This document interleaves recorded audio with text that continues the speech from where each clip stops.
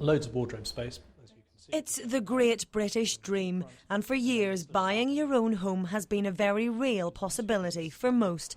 Banks keen to feed our borrowing binge, banks borrowing from each other. Now, though, the mortgage market has come to a standstill and needs an almighty kickstart. The Bank of England has to step in order to make sure the banking system actually works. If banks don't lend to each other and also don't lend to us as individuals, whether it's on credit cards, mortgages, or more important, businesses, then actually the economy will dry up very quickly indeed.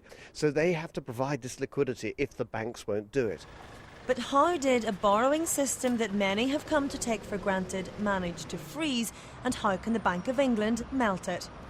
Most of us think when we get a mortgage, it's the banks who lend us the money. Well, that's no longer the case. Banks don't have the deposits to be able to meet the demands for mortgages, so they're bundled up into securities, which are bought and sold to other companies, much like shares. With the market frozen, no one wants to buy these mortgage securities, so step in the Bank of England, who can exchange them for government bonds, which can be traded, giving the banks more of this to play with.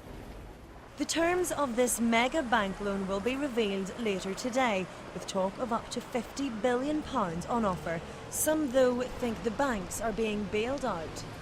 They have led the banking system into this crisis by reckless lending very often in the past.